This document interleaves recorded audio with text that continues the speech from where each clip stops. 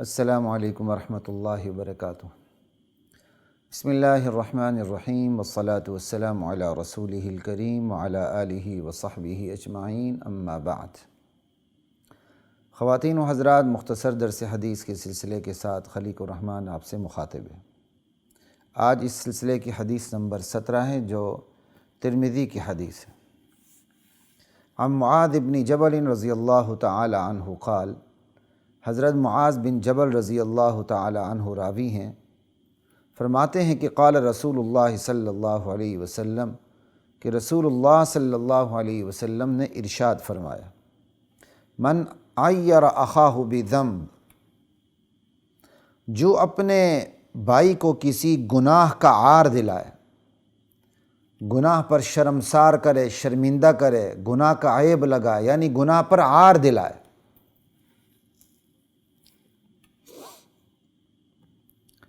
لم یمت حتی یعملہ،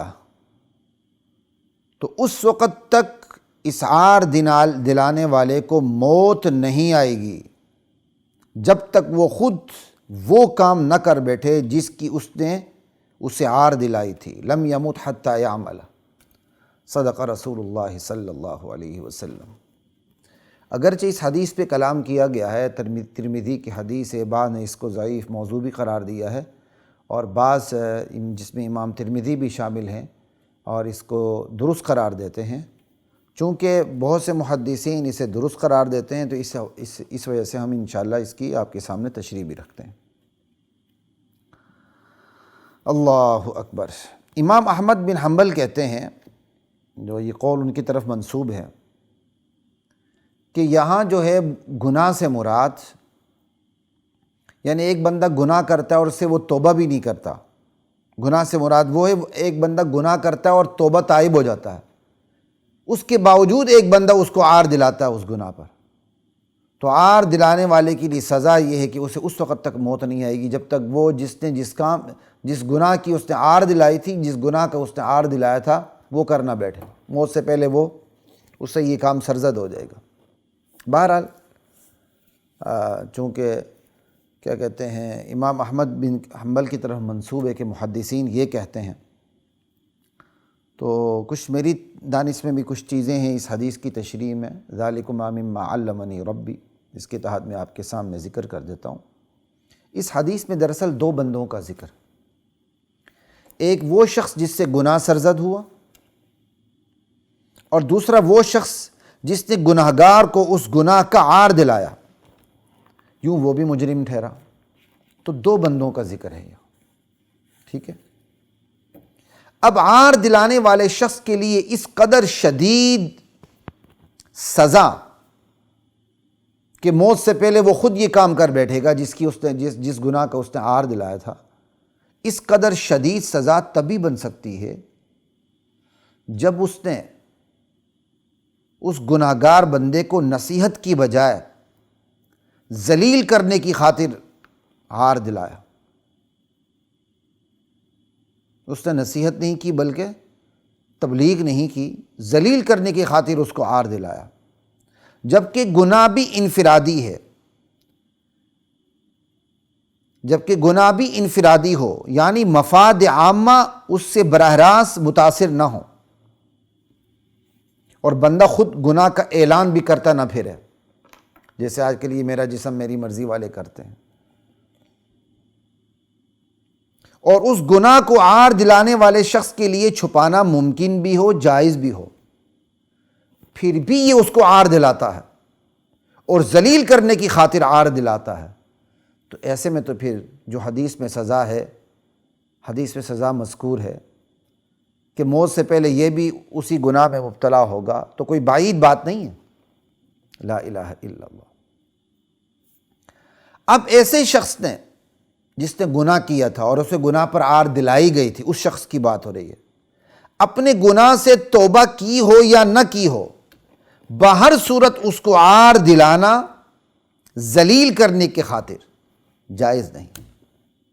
البتہ اگر احساس دلانے اور راہ راست پر لانے کی نیت سے ایک محدود دائرے میں عار دلائی جائے، شرمسار کیا جائے، شرمندہ کیا جائے، اپنے خلوت میں اپنی جگہ، تو یہ شرمسار کیا جانا، یہ شرمندہ کیا جانا، یہ عار دلانا درست ہے۔ جیسے باپ بیٹے کو کر سکتا ہے، استاد شاگرد کو کر سکتا ہے، دوست کو کر سکتا ہے، بالا ماتحت کو کر سکتا ہے، ٹھیک ہے نا؟ لا الہ الا اللہ۔ اسی طرح ذلیل کرنے کی خاطر عار دلانے کی صورت میں عار دلانے والا شخص مرنے سے قبل خود اس گناہ میں مبتلا ہوگا، یہ بھی میری دانش میں تب ہے جب عار دلانے والے شخص نے توبہ نہ کی ہو۔ دیکھو نا، ہر گناہ کی معافی ہے، تو اس گناہ کی معافی کیوں نہیں ہو سکتی؟ شرک تک کی معافی ہے۔ اب ایک بندے نے گناہ کیا اور صدق کے دل سے اس نے اللہ کے حضور توبہ تائب ہو گیا، ٹھیک ہے، تو اب تو اسے سزا نہیں ملے گی نا۔ جب شرک تک معاف ہو سکتا ہے اور اس کے رجسٹر سے ختم ہو سکتا ہے، التائب من الذنب کمن لا ذنب لہ، توبہ کرنے والا ایسا ہے جیسے گناہ سے توبہ کرنے والا ایسے جیسے اس نے گناہ کیا ہی نہیں۔ تو یہ جو کہا گیا ہے کہ گناہ پر عار دلانے والا شخص موت سے پہلے اس گناہ میں خود مبتلا ہوگا، یہ میری دانش میں تب ہے، الحمدللہ استغفر اللہ، یہ میری دانش میں تب ہے جب اس عار دلانے والے شخص نے خود توبہ نہ کی ہو۔ اگر توبہ کی ہو تو انشاءاللہ اسے یہ سزا نہیں ملے گی۔ اللہ اکبر۔ یہ تو تھی بات ساری لم یمت حتی یعمل پہ، اسے موت نہیں آئے گی جب تک وہ خود یہ کام کر نہ بیٹھے۔ اس کو اپنے ظاہر پر رکھتے ہوئے اس حدیث کی تشریح، ٹھیک ہے جی۔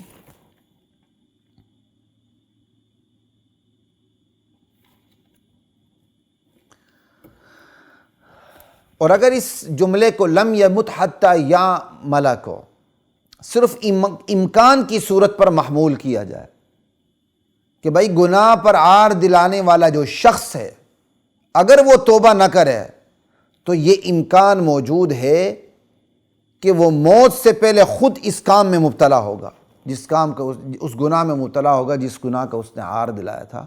تو یہ زیادہ بہتر بات ہے جو اللہ تعالیٰ نے میرے دل میں بات ڈالی تو وہ میں نے آپ کے سامنے رکھ لی۔ یعنی اس کو آپ کہہ سکتے ہیں یہ قضیہ ایسا ہے کہ لم یمت حتی یعمل کوئی واجب الوجود نہیں ہے، ممکن الوجود ہے، سمجھ آئی؟ کہ اللہ کے نبی نے ایک طرح سے اپنی امت کو ڈرایا ہے کہ ایک بندہ کسی کو گناہ پر عار دلاتا ہے بجائے نصیحت کے، اور عار دلانا ذلیل کرنے کی خاطر اسے عار دلاتا ہے اور وہ توبہ بھی نہیں کرتا، تو یہ عین ممکن ہے کہ مرنے سے پہلے خود اس کام میں مبتلا ہو۔ لا الہ الا اللہ۔ اب سوال قائم یہ ہوتا ہے کہ عار دلانے والے شخص کے لیے اس قدر کڑی سزا کہ وہ خود جس گناہ کا اس نے عار دلایا تھا مبتلا ہو سکتا ہے، اس قدر کڑی سزا میں حکمت کیا ہے؟ جواب یہ ہے کہ دراصل عار دلانے سے کام بنتا نہیں بلکہ بگڑ جاتا ہے اور مزید بگڑ جاتا ہے۔ گناہگار مزید گناہ پر اتر آتا ہے، ضد کی وجہ سے اسے عار دلائی گی، وہ ضد میں آ گیا، مزید اس نے گناہ کر لی، یا بے شرم ہونے کی وجہ سے۔ بے شرم کیا مطلب؟ ایک بندے کو گناہ کا آپ نے عار دلا دیا، اسے پتہ چل گیا کہ یار میرے گناہ کا تو اس کو بھی پتہ ہے اور اس نے مجھے عار بھی دلا دیا۔ اب وہ کہتا ہے یار میری شرم تو اتر گئی ہے، کرو اور بھی گناہ، کہ پہلے تھوڑی بہت جھجک تھی اب وہ ختم ہو گئی۔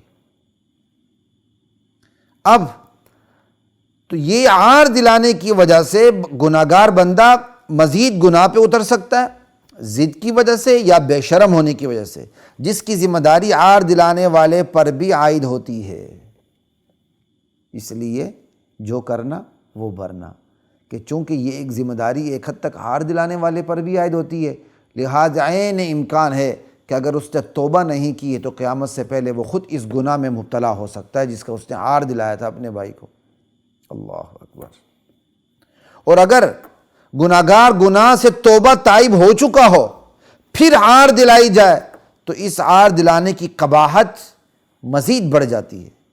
اسی طرح خلوت میں تنہائی میں نہیں، کسی کے سامنے عار دلایا ہو تو اس کی شناعت قباحت نہ صرف مزید بڑھ جاتی ہے بلکہ معاشرے کے دیگر افراد میں بھی اس گناہ کو کرنے کا حوصلہ بڑھ جاتا ہے کیوں آپ نے سر عام اسے ننگا کر دیا، تو لوگوں کے اندر گناہ کو دیکھتے ہوئے اس کی جھجک ختم ہو جاتی ہے، اچھا یار یہ گناہ بھی ہو سکتا ہے، تو اگلا اس گناہ کی پھر مشق شروع کر دیتا ہے۔ معاشرے میں گناہ پھیل جائے تو گناہ آسان ہو جاتا ہے کرنا، معاشرے میں نیکی پھیل جائے تو نیکی کو کرنا آسان ہو جاتا ہے۔ اب اس نے سر عام اس کی تذلیل کی، سر عام اس کو عار دلایا، تو باقی لوگوں کا حوصلہ بھی بڑھ جاتا ہے، کم از کم خیالات جنم لینے لگتے ہیں اس گناہ کو کرنے کے۔ تبھی اور جبھی عار دلانے والے مجرم کے لیے اس قدر شدید سزا ہے من جانب اللہ کہ اگر وہ توبہ تائب نہیں ہو سکتا تو عین ممکن ہے کہ وہ خود اس گناہ میں مبتلا ہو جائے جس کی اس نے اپنے بھائی کو ہار دلائی تھی۔ آج یہ مرض ہمارے معاشرے میں عام ہے، بہت عام ہے، بہت عام ہے۔ خصوصاً ایک شخص پوری زندگی گناہ میں گزارنے کے بعد جب دین کی طرف متوجہ ہو جاتا ہے تو اس کے اپنے اس کے پیچھے پڑ جاتے ہیں، اس کے دوست احباب، اس کے بہن بھائی، اس کے اعزاء اقارب، اس کا گرد و پیش، اس کا ماحول اسے کچوکے لگانا شروع کر دیتا ہے۔ بڑا صوفی بن گیا، جانتا نہیں تو کیا کرتا رہا ہے، آج تو بڑا صوفی بن گیا، مولوی صاحب بن گیا، داڑھی رکھ لی، حاجی نمازی ہو گیا، تیری زندگی کا ہمیں پتہ نہیں تو نے کیا کیا کیا کیا کیا کیا کیا۔ تو ہم بجائے خود درست ہونے کے ہم اپنے بھائی کو عار دلانا شروع کر دیتے ہیں، بجائے اس سے سبق لینے کے کہ اگر ایک بندے کی پوری زندگی گناہ میں لت پت تھی اور اس نے واپسی کا سفر شروع کر دیا، اللہ کی طرف لوٹ آیا، تو اس کے تو جوتے سیدھے کرنے چاہیے، اس سے سبق لینا چاہیے، اس کا احترام کرنا چاہیے، بجائے اس کے اس پر لعن طعن شروع ہو جائے، اس کے عیب نکالنے شروع کر دیے جائیں، اس کو خلوت میں یا تنہائی میں یا جلوت میں لوگوں کے سامنے ذلیل کیا جائے کہ تو یہ گناہ کرتا رہا، یا اس کی عدم موجودگی میں بڑا شریف بنتا ہے، ہمیں پتہ ہے اس نے فلاں وقت میں کیا کیا کیا ہے۔ انا للہ و انا الیہ راجعون۔ یہ چیز ہمارے معاشرے میں بہت بڑی ہوئی ہے، اس کا نتیجہ کیا نکلتا ہے؟ بندے کو خود پھر نیکی کی توفیق نہیں ملتی۔ اللہ اکبر۔ اللہ کی ذات ہمیں خود بھی درست رہنے، دوسروں کو بھی درست رکھنے کی توفیق عطا فرمائے، اور اپنے بھائیوں کو، اپنے مسلمان بہن بھائیوں کو گناہوں کی عار دلانے سے اللہ میری بھی آپ کی بھی حفاظت فرمائے۔ السلام علیکم ورحمۃ اللہ وبرکاتہ۔ وَلَقَدْ أَنزَلْنَا